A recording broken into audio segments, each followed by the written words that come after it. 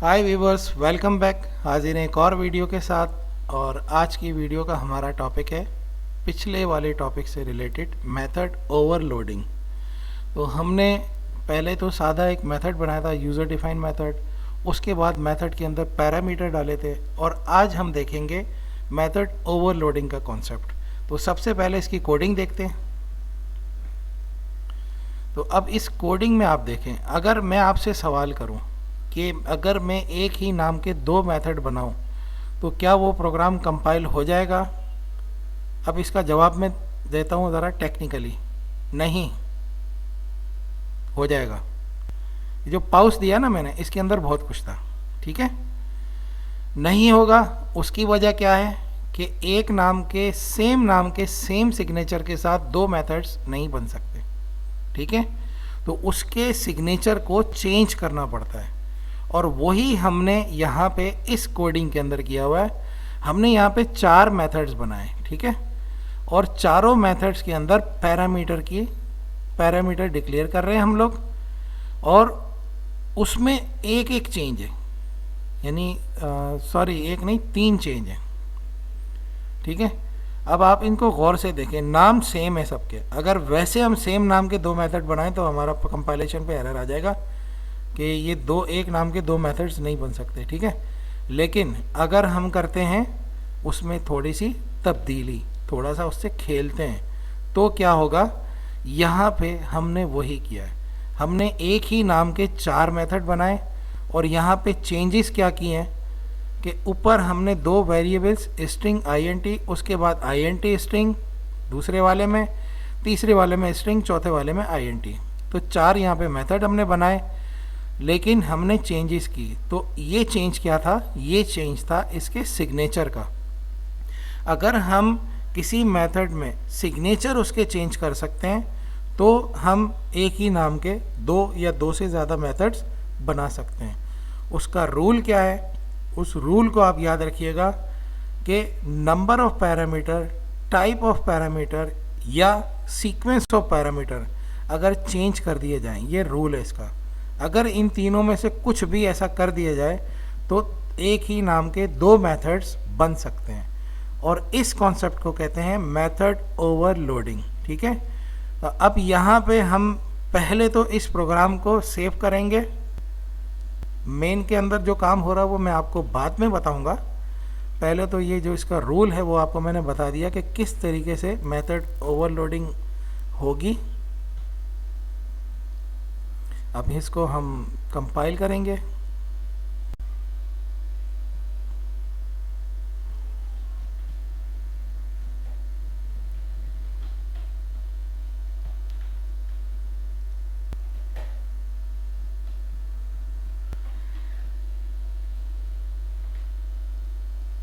इसको एग्जीक्यूट कर लेते हैं।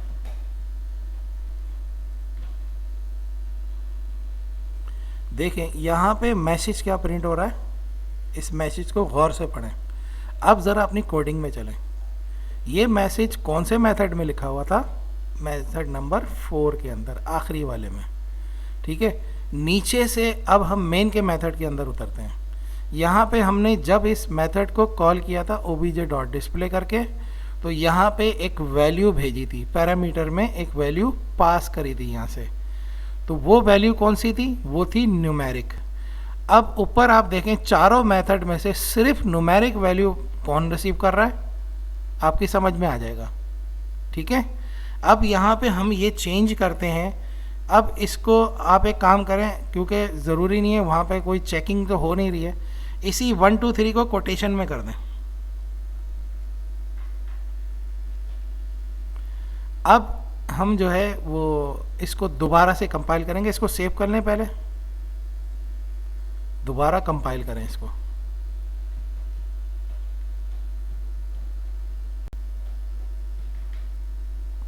अब इसको एग्जीक्यूट करें, ठीक है। अब देखें मैसेज चेंज हो गया। अब ये कौन सा वाला मेथड चल रहा है? दोबारा कोडिंग में देख लें, सही है। तो जो वैल्यू हम यहाँ से पास करेंगे, अब उसके ऊपर वाले हैं 2 पैरामीटर, वो हम लास्ट प्रोग्राम में कर चुके हैं, ठीक है। बस फ़र्क सिर्फ इतना है कि उसमें स्ट्रिंग आईएनटी था, इसमें भी स्ट्रिंग आईएनटी है, लेकिन इसके बाद दूसरे मेथड में आईएनटी स्ट्रिंग है, हमने सीक्वेंस चेंज कर दिया। ठीक है, तो अब ये अगर हमें मेथड ओवरलोडिंग करनी है, और ओवरलोडिंग के लिए शर्त यह है कि एक ही नाम के एक से ज़्यादा मेथड बनने चाहिए, तो जब जाके ओवरलोडिंग होगी। तो ओवरलोडिंग के लिए 3 चीज़ों का ख्याल रखना है, मैं रिपीट कर रहा हूँ। Number of parameter, type of parameter, sequence of parameter. यहाँ पे हमने इन चारों मेथड में यही खेला है। एक में सीक्वेंस कुछ और था, दूसरे वाले में सीक्वेंस कुछ और था, तीसरे वाले में नंबर ऑफ पैरामीटर भी बदल दिया, टाइप ऑफ पैरामीटर आगे पीछे हो गई। ठीक है, खाली स्ट्रिंग। चौथे वाले में खाली आईएनटी। ठीक है, तो इस तरीके से हम यहाँ पे एक 5वां मेथड भी बना सकते हैं। वो कैसे? अब इस सन्नाटे में आपको जवाब देना था जो मैंने पॉज दिया था, अब मैं जवाब इसका देता हूँ। एक खाली मेथड बना दे बगैर पैरामीटर का, तो यहाँ पे 5 मेथड भी बन सकते हैं। इसी डिस्प्ले नाम का एक खाली मेथड बना दें तो वो भी हो सकता है। ठीक है, ये आप प्रैक्टिस करेंगे 5वां मेथड बनाने की, और इस तरीके से कोई और कोडिंग भी करने की, थोड़ा सा चेंज करके। तो ये था मेथड ओवरलोडिंग का कॉन्सेप्ट, तो इसकी प्रैक्टिस कीजिएगा। Thank you very much.